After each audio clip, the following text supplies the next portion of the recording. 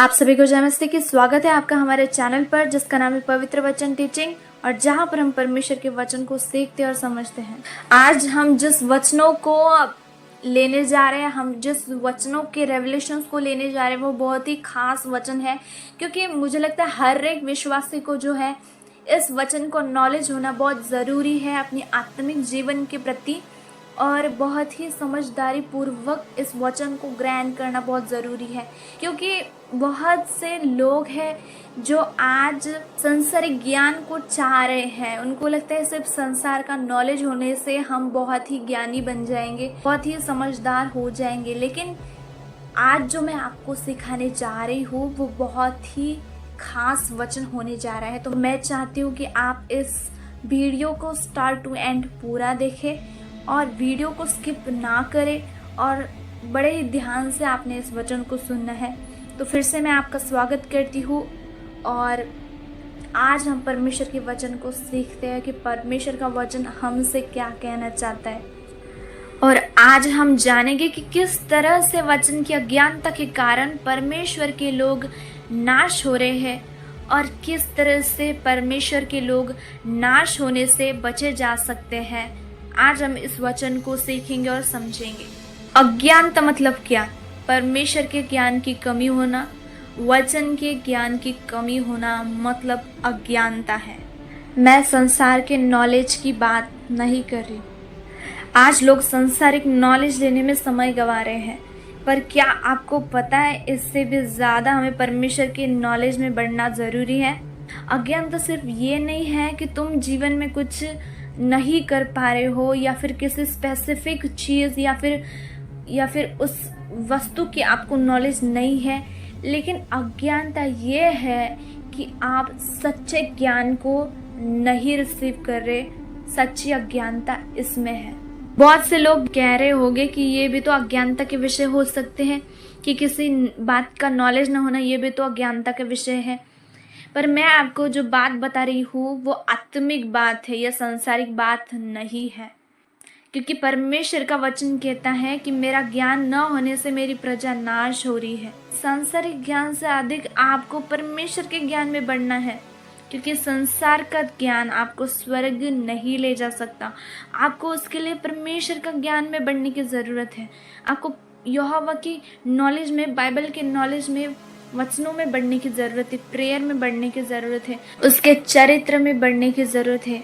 और उसका कैरेक्टर हमारे अंदर तभी आएगा जब हम उस बातों को जान पाएंगे जो परमेश्वर के अंदर है, जो हमें वचन में पाई जाती है। तब जब हम वचन को ज़्यादा से ज़्यादा अध्ययन करते हैं, पढ़ते हैं, तो हमारे अंदर वो आत्मिक बातें, वो परमेश्वर का कैरेक्टर जो है वह हमारे अंदर आता है। आप में से बहुत से लोग होंगे जो परमेश्वर में बढ़ना चाहते होंगे। उसके लिए आपको परमेश्वर के ज्ञान में बढ़ने की ज़रूरत है। और कुछ ऐसे भी विश्वासी हैं जो बड़े हुए हैं आत्मा में और प्रेयर करते रहते हैं, 10% बाइबल पढ़ते हैं, तो उनकी जीवन की ये मैं कहना चाहती हूँ सबसे बड़ी गलती है। क्योंकि वो क्या कर रहे हैं, ज़्यादा टाइम प्रेयर में तो है, लेकिन बाइबल का नॉलेज उनको नहीं मिल पा रहा। मैंने ऐसे पर्सनली व्यक्ति को देखा है।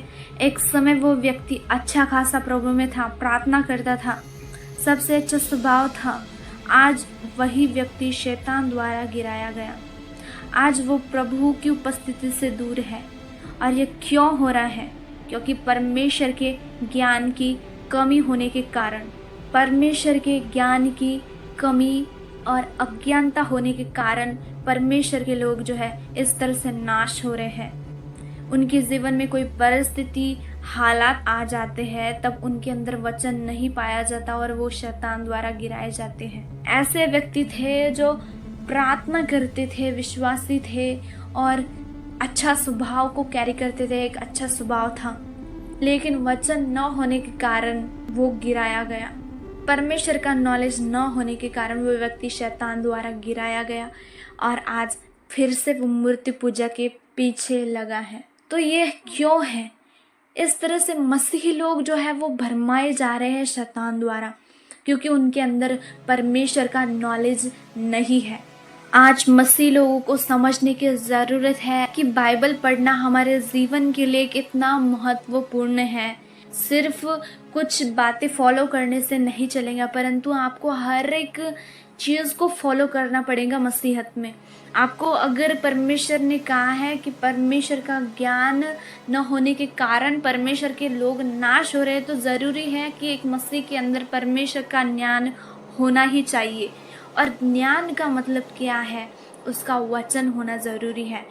उसका वचन विश्वास के अंदर होना ज़रूरी है, क्योंकि जीवन में जब कोई परिस्थिति आती है, कोई हालात आते हैं, तब वो व्यक्ति मजबूत खड़ा हो सकता है उस हालात के प्रति, उस शैतान के प्रति, उस रोग के प्रति, उस कर्जे के प्रति, उस फेलियर के प्रति, हर एक जीवन में जितने भी तूफान आते हैं उसके प्रति। बाइबल और प्रेयर ये दो पंख है। अगर एक का यूज नहीं हो रहा तो आप उड़ नहीं पाओगे। सिर्फ आप बाइबल पढ़ते रहते हो और प्रेयर नहीं करते तो आप उड़ नहीं पाओगे। तो ये समझने की ज़रूरत है कि बाइबल और प्रार्थना ये दो पंख है जो आपको उड़ने में मदद कर सकते हैं, आपको ऊंचा होने में मदद कर सकते हैं। इसलिए बाइबल भी पढ़ना और प्रार्थना भी करना ज़रूरी है। जब तक तुम परमेश्वर के हृदय को नहीं जानते तब तक तुम उसकी आज्ञाकारी कैसे कर पाओगे? कैसे उसकी बातों को तुम घोषणा कर पाओगे? तो ज़रूरी है एक व्यक्ति का प्रेयर में होना और वचन का रोज़ पढ़ना। तो समझने की ज़रूरत है कि आज से आपके जीवन में सिर्फ एक बात फॉलो ना हो, वरन आप हर एक बातों को फॉलो करने में चौकसी करो। एक बात को लेकर ना चलो अपने जीवन में, या सिर्फ प्रेयर कर रहे हो तो प्रेयर ही कर रहे हो, क्योंकि हर के जीवन में जो है ना परिस्थिति आती है, उसके लिए आपको ज्ञान में बढ़ने की ज़रूरत है। परमेश्वर के आपको उस परिस्थिति को हराने की ज़रूरत है उस टाइम पर, तो आपको उसके परमेश्वर के वचन को होने की ज़रूरत है। प्रार्थना में भी होने की ज़रूरत है। प्रार्थना करने से आपके अंदर दलेरी आती है, विश्वास आता है, खुदावंद का अनुग्रह आता है, उसकी उपस्थिति महसूस होती है। तो ये ज़रूरी है कि आपको प्रेयर भी करनी है और बाइबल भी पढ़नी है। तो आज से आपने सिर्फ एक बात को लेकर नहीं चलना, परमेश्वर की हर एक बातों को फॉलो करना है। अगर हम पहला शमूएल 15 अध्याय को पढ़ते हैं तो शाऊल ने परमेश्वर की आज्ञा को ना समझा और परमेश्वर की न मानने के कारण उसका राज्य छीन लिया गया। ये किस बात की कमी थी? अज्ञानता की कमी थी उसके अंदर, कि जो बात परमेश्वर का दास उसको कह रहा है वो समझ नहीं पा रहा, और परमेश्वर की बात न मानने से उसका राज्य जो था छीन लिया गया। तो शमूएल द्वारा शाऊल से जब परमेश्वर ने बात की, लेकिन शाऊल ने सुना नहीं। कई बार परमेश्वर अपने दास के द्वारा बात करता है और कई बार वचन द्वारा, बाइबल द्वारा भी बात करता है। तो ज़रूरी है बाइबल का डेली पढ़ना।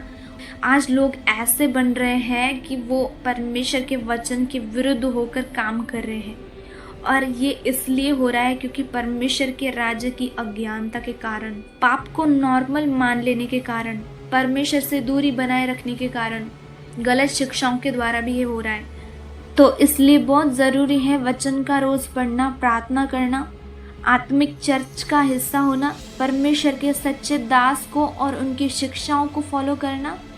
आपको पता है बाइबल में दो मनुष्य की बात की गई, एक बुद्धिमान मनुष्य की और एक मूर्ख मनुष्य की।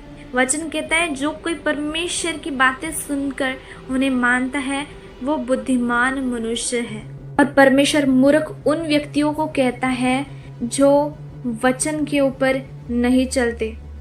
मूर्ख अपने मन में ये कहता है कि कोई परमेश्वर है ही नहीं, और परमेश्वर से मन फेर लेते हैं, परमेश्वर का भय नहीं रखते, तो वो लोग मूर्ख लोगों में गिने जाते हैं। बाइबल कहती है जो परमेश्वर की बातें सुनकर उन्हें मानता है वो बुद्धिमान मनुष्य के समान ठहरेगा जिसने अपना घर चट्टान पर बनाया है।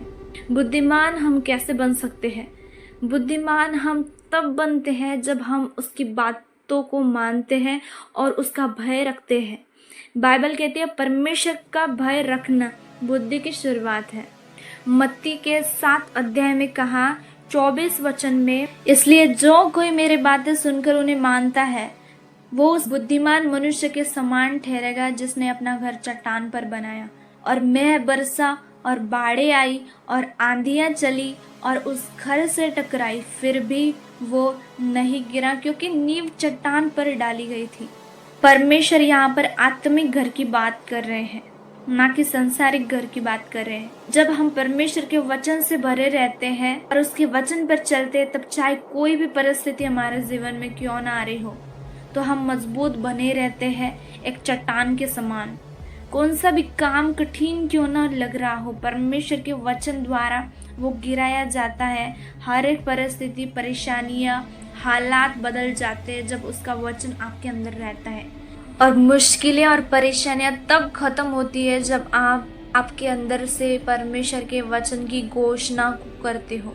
घोषणाओं द्वारा आप जीत को प्राप्त करते हो। आपके अंदर से जब घोषणाएं निकलती है, पॉजिटिव शब्द निकलते हैं, जब आपके अंदर वचन भरा होता है, परमेश्वर का ज्ञान भरा होता है, परमेश्वर की बातें आप में बनी होती है, तब ये घोषणाओं के द्वारा, वचनों की घोषणाओं के द्वारा आप उस मुश्किलों के ऊपर, परेशानियों के ऊपर जीत को रिसीव करते हो, जीत को ले लेते हो यीशु मसीह के सामर्थ्य नाम में। लिखा है, जो मेरी बातें सुनता है और उन पर नहीं चलता, वो उस निर्बुद्धि मनुष्य के समान ठहरेगा जिसने अपना घर बालू पर बनाया है। और मैं बरसा, चाहे बाढ़ियां आई, आंधियां चली और उस घर से टकराई और वह गिरकर सत्यानाश हो गया।